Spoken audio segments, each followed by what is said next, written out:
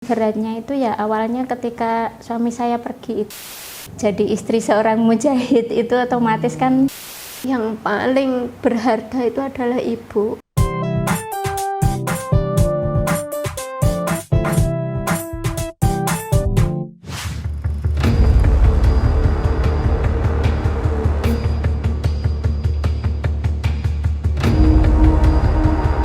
Narapidana terorisme termasuk ex-narapidana yang telah ikut dalam program deradikalisasi setidaknya hari ini tercatat 1.290.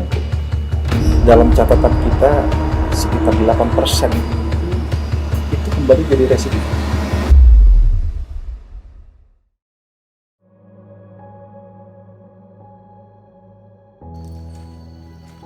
Ya kalau masalah konsekuensi tentunya tidak berubah dari sebelumnya, bahwa menjadi anggota Jamaah Islamiyah itu sejak adanya keputusan dari pengadilan negeri itu kita sudah yakin bahwa kita akan berhadapan dengan pihak aparat. Dalam artian kita akan ditangkap.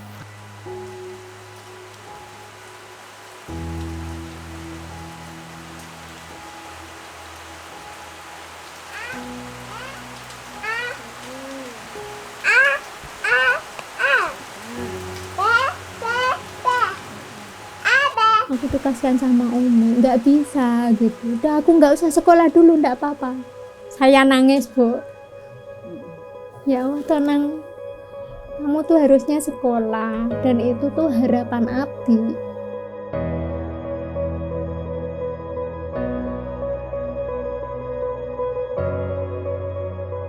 Mungkin yang terbaik memang harus seperti ini. Jam 11 menika dipendet polisi ulah watiku entek dikandani titik ngono kuwi kosong plong wis ora ndek pikiran piye-piye. Ya salah ora ngerti ujug-ujug kok lunga saiki kok apa ngono-ngono kok ya maun-maunan iki mbok ya omong mbok makne piye-piye dadine makne ke ora kaget. Yang sedang sakit itu bukan hanya mereka, yang merasakan sakit itu bukan hanya mereka, dalam hal ini adalah Napiter dan keluarganya, tapi kita juga sakit karena kita nggak kunjung paham mengapa mereka memiliki ideologi seperti itu.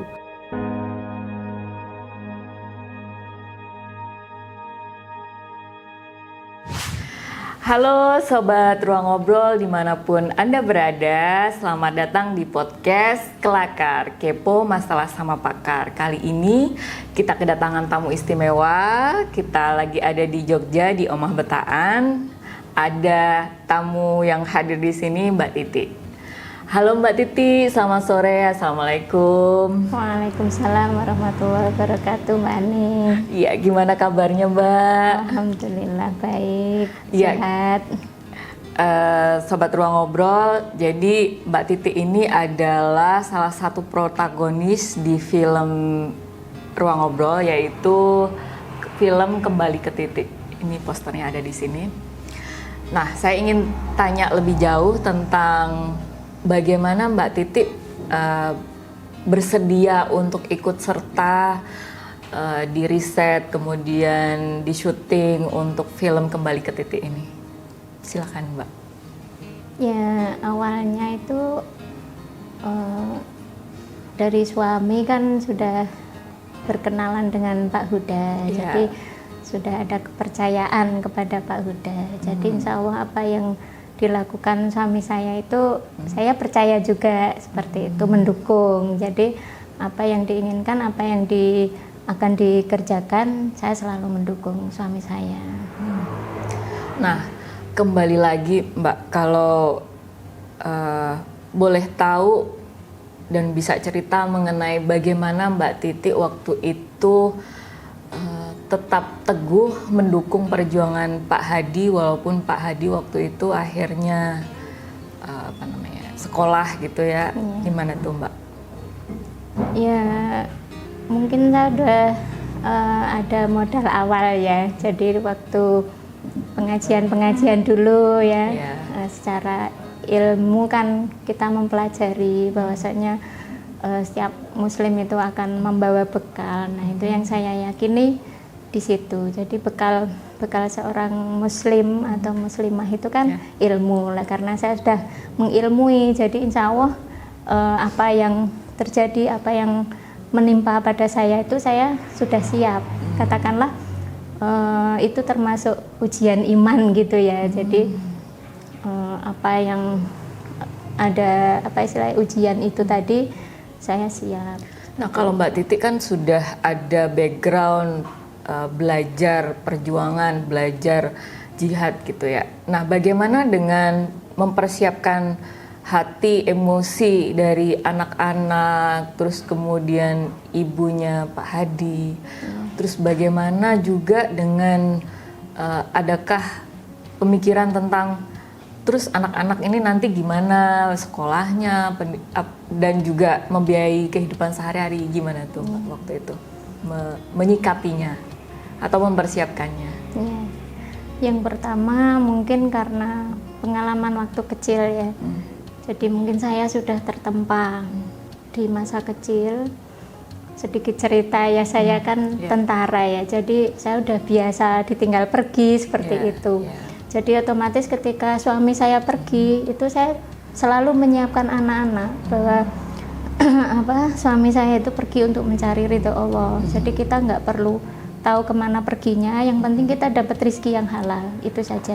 Seperti itu satu. Jadi secara mental anak-anak saya pun selalu siap ketika abinya tiba-tiba pergi, entah berapa lama perginya, itu insya Allah sudah siap. Nah, kemudian untuk ibu juga sering juga kalau suami saya pergi itu nggak pernah izin, karena memang kadang itu istilahnya Mbak, lompat-lompat gitu ya, habis dari tempat ini ke tempat satunya, ke tempat lain gitu kan, nggak tentu. Nanti pokoknya kalau selesai urusannya ya pulang. Jadi ibu sendiri juga terbiasa sepertinya. Iya, kalau Pak Hadi sering pergi-pergi seperti itu. Cuma ya untuk pas kejadian itu memang agak shock ya, karena harus ternyata sekian lama ditinggalkan seperti itu. Ada nggak sih tanda-tanda atau persiapan kayak yang disampaikan oleh Pak Hadi bahwa kayaknya ini kita lagi dalam bahaya gitu, kita akan pisah lama gitu? Ya itu tadi, awalnya saya sudah punya modal ketika belajar ngaji itu, namanya jadi istri seorang mujahid itu otomatis kan punya konsekuensi dan resiko ya. Jadi beda kan konsekuensi sama resiko. Jadi apa yang kita kerjakan itu pasti ada konsekuensinya. Kalau memilih seperti ini, konsekuensinya akan seperti itu. Bahkan kalau kita tidak bisa mengolah konsekuensi itu, maka akan jadi resiko itu tadi. Nah, maka saya juga menyiapkan anak-anak supaya tidak terkena resiko lebih dalam. Jadi ini konsekuensinya, jadi kita harus siap. Jadi insya Allah tidak sampai repot atau memberesi semuanya tuh nggak terlalu repot seperti itu. Ya. Nah, Mbak Titi, waktu itu ditinggalkan berapa lama dan paling terberatnya harus di rumah sebagai istri dan ibu untuk anak-anak, terus tinggal hanya dengan ibu gitu, ada simbah gitu. Gimana tuh yang terberat? Kalau vonisnya itu kan 3,5 ya, tapi kemudian dijalani alhamdulillah cuma 2,5. Kalau paling beratnya itu ya awalnya ketika suami saya pergi itu. Jadi ketika diambil itu walaupun seolah-olah saya sudah siap ya, sudah mempersiapkan sebelumnya kepada anak-anak juga, tapi ketika itu terjadi pun saya seperti shock juga gitu kan. Kok ternyata ini terjadi pada saya seperti itu.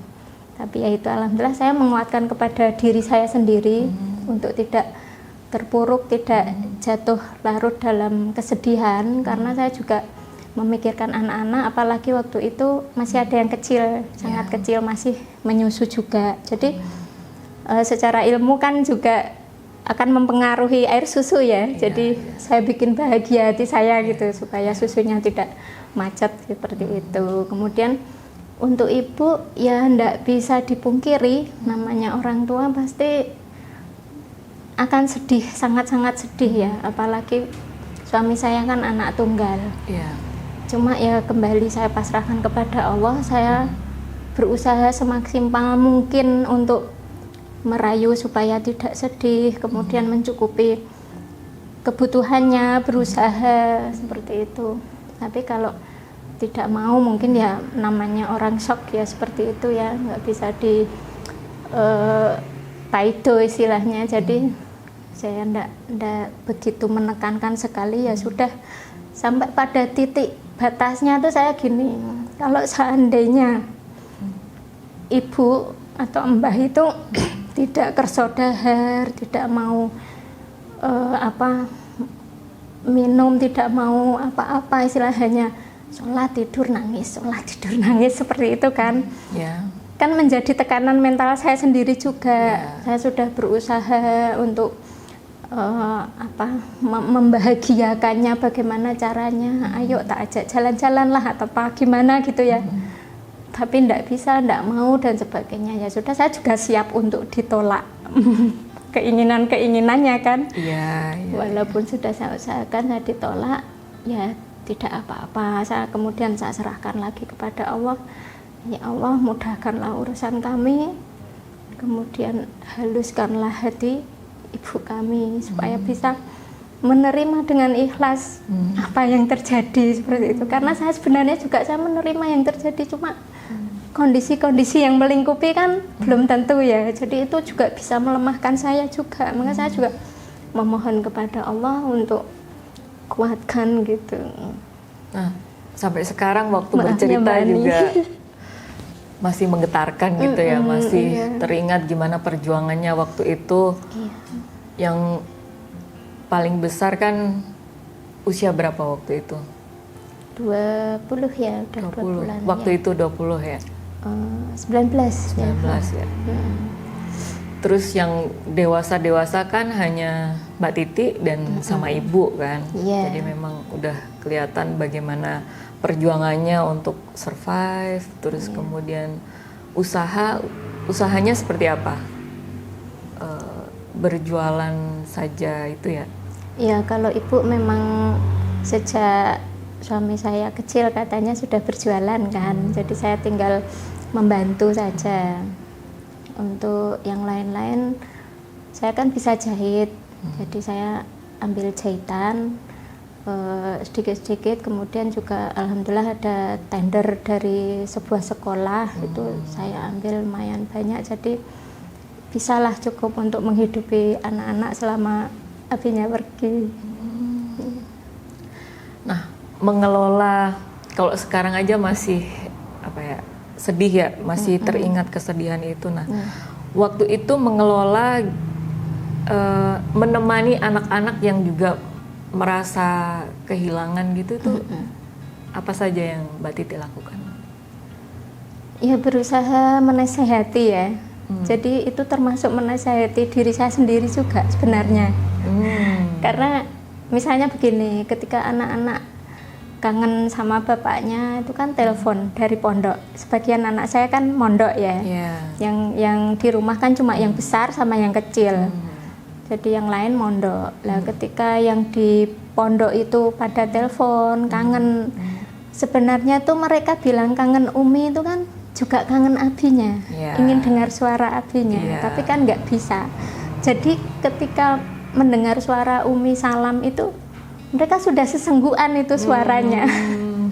Jadi saya otomatis saya juga mengalir itu. Mengalir ya, udah nggak perlu jaim, nggak usah nangis deh gitu. Udah nangis bareng-bareng aja. Baru bilang gitu, Umi assalamualaikum gitu, waalaikumsalam no gitu kan. Itu udah air mata tuh nggak bisa ditahan gitu. Terus saya tahu mereka kangen, tapi gimana caranya? Akhirnya saya menahan suara itu tadi. Suara saya bikin tegar supaya tidak kelihatan nangis atau apa gitu ya. Gimana nok kabarmu? Walaupun ini ngalir terus, tapi saya berusaha suara saya tuh baik-baik saja gitu, nggak bergetar, nggak serak apa gimana gitu. Umi sehat, sehat, alhamdulillah gitu. Walaupun mungkin agak serak ya langsung tak tutupin seperti itu ya. Terus gimana kabar? Oh, aku kangen Abi, misal seperti itu kan langsung emosinya keluarkan. Cuma habis itu berhenti, nggak ada suara sama sekali. Dalam bayangan saya mereka itu pasti sesenggukan di sana sampai enggak keluar suaranya. Benar. Itu Karena saking menahan rindunya seperti itu. itu memperlihatkan bahwa anak-anak juga sangat dekat sama Iya, sama Pak Hadi, adiknya. ya. Betul, sekalipun sering pergi, tapi alhamdulillah suami saya itu juga bisa membagi kasih sayangnya itu kepada Nah, anak-anak. yang diajarkan Pak Hadi ke anak-anak seperti apa, Bu? Dalam kayak ngajarin anak-anak apa aja gitu dalam mempersiapkan mereka agar ada di jalan perjuangan yang dipilih gitu.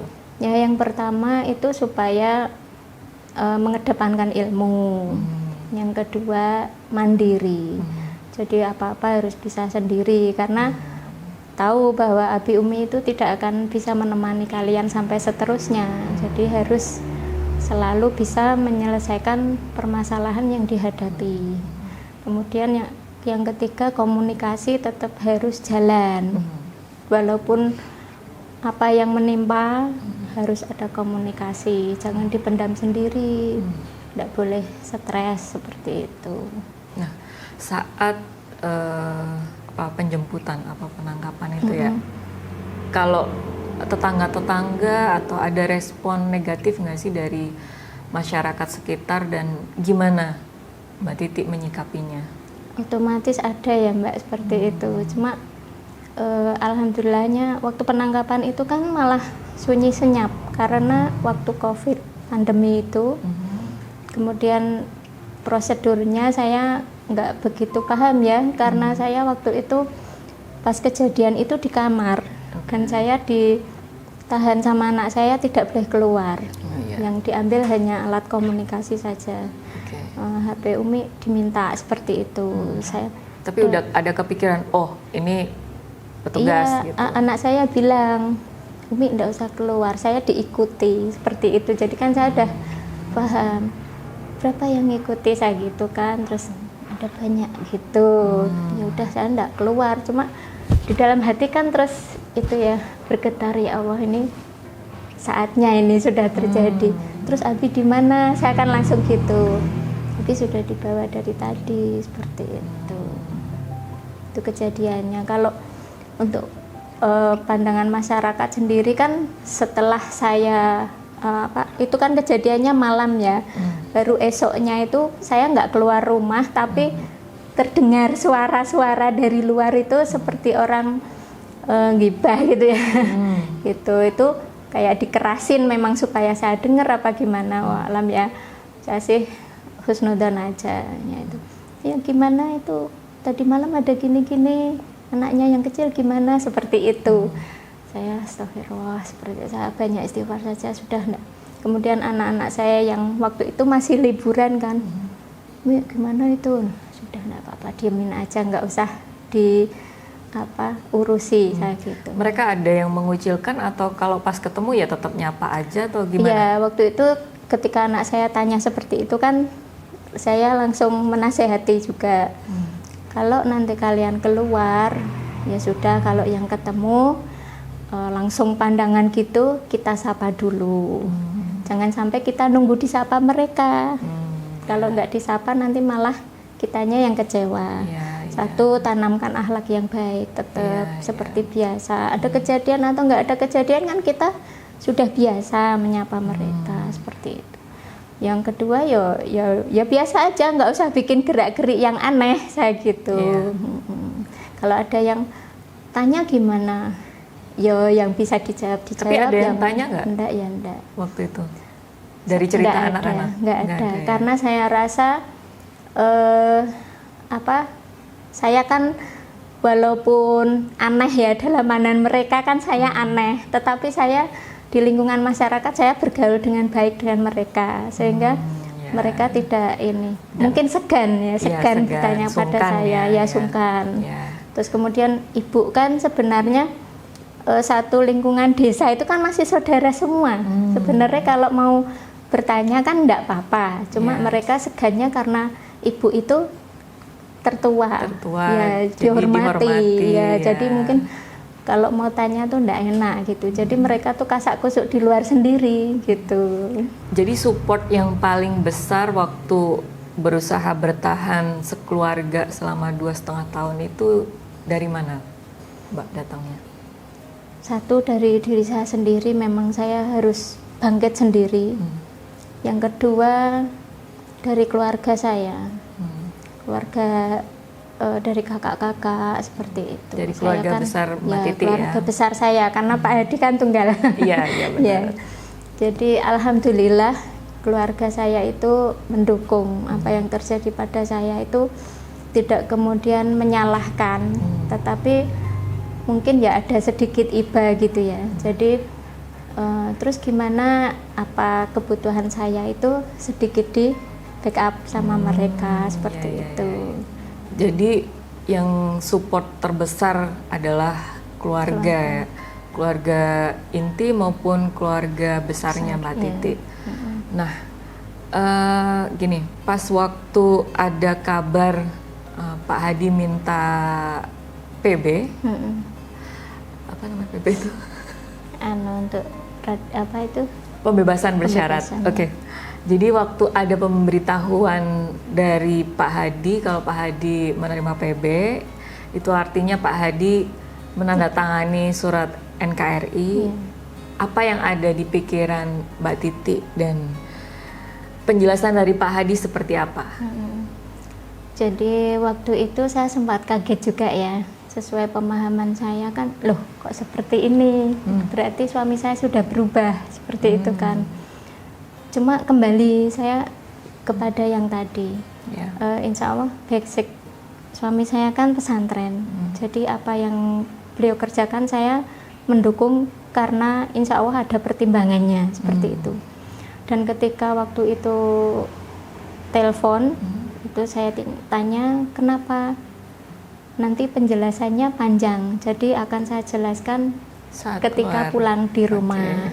Jadi saya otomatis saya langsung oke, saya gitu, saya setuju. Tapi nanti begini-begini Mi prosedurnya seperti itu kan, mungkin agak sedikit rumit apa gimana. Enggak apa-apa, insya Allah Mi bisa, saya langsung gitu. Jadi supaya saya merasa supaya suami saya juga tenang, saya juga insya Allah siap akan menghadapi apa yang harus saya kerjakan seperti itu. Karena setiap saya sudah mengambil pilihan, mengambil keputusan, ya udah saya siap untuk menjalaninya, seperti itu.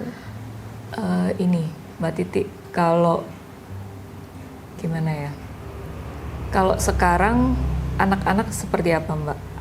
Ada cerita-cerita nggak sih pas waktu bertahan menunggu Pak Hadi masih ada di dalam itu, mereka apakah di sekolah atau di lingkungan main mereka itu ada yang menanyakan mengenai keluarga, mengenai Pak Hadi atau biasa aja?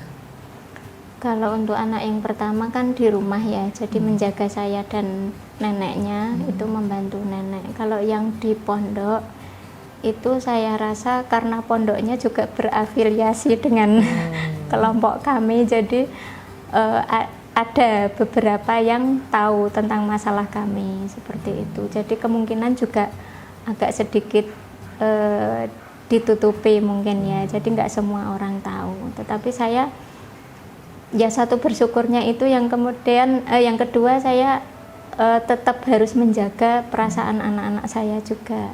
Antara kondisinya kan beda ya, sekolah dengan biasa seneng, dengan sekolah dengan menjaga informasi yang tidak layak didengar temennya seperti itu. Jadi ya. Tapi kalau dari Kak Zufar sendiri ada pertanyaan yang seperti apa? Mendukung atau nggak mendukung dengan Pak Hadi masuk ke dalam itu? Kalau Zufar sejak kecil tuh seolah-olah sudah sudah lebih terlatih ya, karena juga sering juga diajak jalan-jalan ketika waktu itu Pak Hadi sedang bepergian itu. Jadi mungkin walam ya, ketika di jalan mungkin juga Pak Edi itu sambil menjelaskan juga. Jadi insya Allah kalau masalah Zufar saya nggak begitu khawatir. Dia sedikit lebih paham seperti itu. Kalau yang di pondok ya saya percayakan kepada ustadz-ustadznya yang tahu seperti itu. Kalau semisal gini ada di situasi anak kedua, ketiga, keempat lagi butuh sesuatu, terus secara ekonomi lagi pas gitu, ada yang kurang, gimana itu? Kita itu kan nanggung sendiri ya? Kita kan curhat sama Allah 5 kali kan yang wajib. Oh gitu ya, udah ditambah kasih nanti. Ditambah lagi kalau malam kesendirian, wah itu lebih berasa gitu. Jadi saya curhat sama Allah. Gimana Dan Allah, selalu saya ada jalan ya? Iya, alhamdulillah Ada jalan. contoh ininya nggak waktu itu seperti apa? Jadi waktu itu mungkin saya sampai katakanlah kekurangan nggak bisa makan gitu ya. Pernah itu terjadi, beras saya habis, tinggal 1 gelas itu untuk besok, katakanlah untuk rencana besok, untuk yang hari ini yang sudah matang tinggal sedikit karena sudah dimakan tadi pagi dan tadi siang. Itu kondisi pagi saya habis sarapan, udah tahu ini tinggal 1 gelas untuk besok, yang ini udah dimakan nanti siang sama sore pasti habis. Ya udah, kemudian saya bulatkan niat, berusaha hari ini harus bisa dapat uang, katakanlah gitu ya. Saya berusaha dulu, saya buka jahitan kan, ternyata enggak ada orang jahitin, permak-permak lah apa, celana bolong nggak apa-apa lah, 1.000-2.000 gitu kan. Iya, pokoknya ada yang datang, penting ada saya kerjaan. berusaha. Itu sambil terus saya meminta kepada Allah di dalam hati. Ya Allah, kasih saya rezeki supaya besok bisa masak, bisa cukup kebutuhannya. Ya di situ setiap Allah memberi ujian kan mungkin minta bukti ya sejauh mana kesabaran kita. Itu sampai siang bolong nggak ada orang jahit. Terus masih kuat. Okay. Gimana caranya? Muter otak, apa ngutang ya? Sampai seperti itu. Padahal saya yang namanya utang itu saya jaga. Artinya saya enggak pernah hutang kalau enggak sampai kepepet sangat. Memang istilah harus saat itu juga bisa hutang. Ini masih saya pikir berarti saya masih bisa gitu kan. Iya, oke. Ya Allah, ini gimana caranya? Apa ngutang, apa gimana ya? Mbok semoga ada yang bantu apa gitu ya. Enggak apa-apa lah, enggak permak celana. Enggak ngubungin saudara atau enggak. Jadi saya tuh enggak kepikir. Karena itu tadi kalau mau ngutang kan otomatis ngubungi saudara bisa sebenarnya. Cuma saya kok agak malu seperti itu. Apa mending ke tetangga, kok malah ke tetangga gitu kan.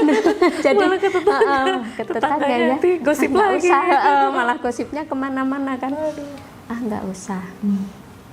Karena alhamdulillah ya, saudara-saudara saya tuh sayang semua.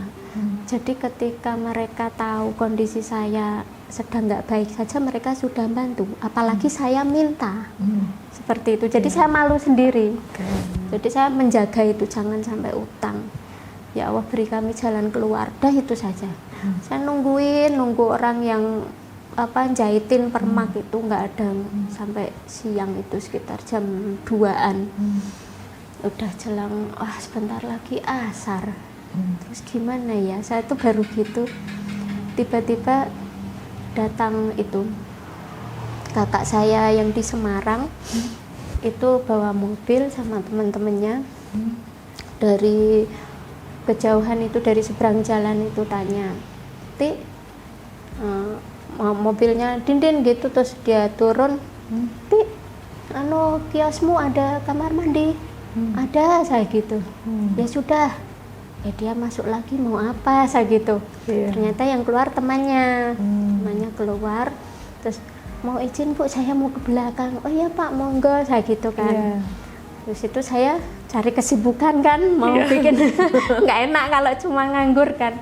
Saya bolak-balik pakaian yang udah dipermak itu, dicek-cek, ditata, dicek-cek lagi gitu kan. Terus tahu-tahu bapaknya itu keluar, sudah Bu, terima kasih. Iya, saya gitu. sampai saya sedikit agak lega, baru mau duduk itu kakak saya keluar bawa sekarung beras. Masya Allah. Jadi saya, Dik, ini punyamu ya buat Alhamdulillah. Dek sekeluarga. Loh, apa ini Mas? Saya gitu. Wes pokoknya itu jatahnya Dek sekeluarga gitu. Dari mana? Wes pokoknya itu ada yang kasih gitu. Jadi alhamdulillah, semoga berkah ya, sampaikan terima kasih saya gitu. Terus sambil bengok karena kakak saya, udah ya aku tergesa, ini mau dibagi lagi ke banyak orang gitu, nggak kamu tok gitu. Iya. Alhamdulillah, langsung sujud syukur di bawah mesin itu saya. Ya Allah, Selalu Allah ada kasih. jalan. Iya. Itu beneran nyata ya Jadi saat itu ya juga. Allah engkau beri aku rezeki yang tidak disangka-sangka sampai aku pikir pusing nggak nyampe gitu Kok kan. bisa ya gitu ya, Jadi terus nyambung. terima kasih banyak. Jadi itu tadi saya juga menasihatkan kepada anak-anak, jagalah Allah maka Allah akan menjagamu. Sudah itu saja, segala permasalahan tuh ada batasnya, ada solusinya, nggak usah khawatir, nggak usah stres. Saya selalu gitu. Kalau denger gini cuekin saya gitu, nggak usah terlalu dipikirin. Kalau nggak bersinggungan langsung saya gitu, kalau bertanya langsung lah baru kita adepin, kita jawab. Di antara perjuangan menunggu sampai sekarang setelah keluar, tantangan terbesar yang dihadapin Mbak Titi seperti apa di dalam kehidupan bermasyarakat? Dengan embel-embel bahwa Pak Hadi pernah masuk ke dalam sana gitu. Ya saya masih sedikit menyimpan kesedihan itu, walaupun sebenarnya saya berlakukan saya sedikit cuek. Jadi kalau yang mau bertanya akan saya jawab, tetapi kalau tidak, saya tidak akan membuka pintu itu. Nah, dengan adanya film Kembali ke Titik ini, respon Mbak Titi pertama kali nonton ditunjukin hasilnya seperti apa Mbak waktu itu? Kalau diinget-inget seperti apa? Ini kan kayak mengingat kembali, terus kemudian mengupas kan sesuatu yang tadi kalau nggak ditanyain nggak akan diomongkan gitu ya. Sebenarnya itu hanya secuil kisah ya. Untuk kisah yang sebenarnya itu jauh lebih berat sebenarnya. Jadi saya sendiri membayangkan, alhamdulillah saya itu masih bersyukur menghadapi yang seperti ini tuh banyak sekali kemudahannya. Lah bagaimana dengan yang senasib dengan saya tetapi tidak seberuntung saya, seperti itu. Mungkin ada permasalahan-permasalahan yang melatarinya yang lebih berat seperti itu. Maaf Mbak Ni. Jadi film ini tuh memang bagus ya. Jadi memang membawa emosi untuk kita tuh sebenarnya sadar bahwasanya memang keluarga itu penting seperti itu. Kemudian yang paling berharga itu adalah ibu, karena sebenarnya kalau mengingat hadisnya ya, bahwa pintu surga kita itu ibu. Jadi itu yang saya pegangi, saya ingin sekali membahagiakan ibu sebagaimana Pak Hadi ya. Jadi dunia ini tuh nggak berarti, sekalipun itu amalan jihad yang kita yakini awalnya itu amalan paling tertinggi ya, tetapi semua itu tidak akan bisa tercapai kalau tiada ridho ibu.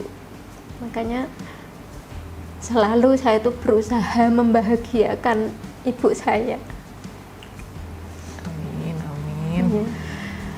Ya, dengan nonton film Kembali ke Titik juga membawa saya ke introspeksi ke diri saya bahwa memang family first, selalu keluarga itu yang harus dikedepankan melebihi apapun di dunia ini. Iya, betul Man.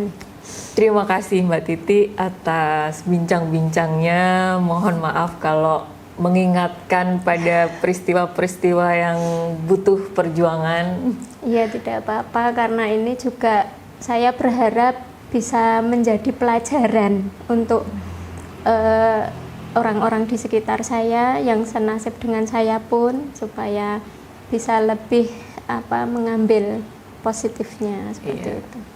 Oke, terima kasih. Sekali lagi terima kasih.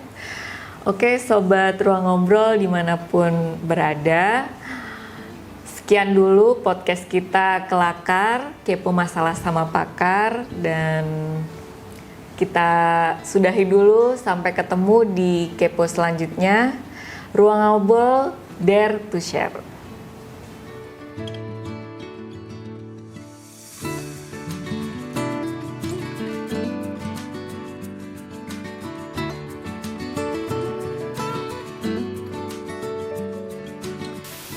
Karena saya juga mungkin nggak bisa cerita sama orang, Benar. jadi pelampiasan saya tuh menangis. Kuat banget Mbak Titi, ya Allah, makasih, alhamdulillah ya Mbak Titi udah hebat, berhasil melewati semuanya, alhamdulillah, tetap terus di jalan Allah, alhamdulillah Mbak ya. Semua pasti bangga, anak-anak bangga, hebat Mbak. Alhamdulillah ya Mbak ya. Yang sudah dibukakan Allah kebaikan-kebaikannya, alhamdulillah itu ya saya syukuri. Cuma tetap usaha saya tetap harus terus berjalan untuk membahagiakan ibu sampai akhir hayatnya.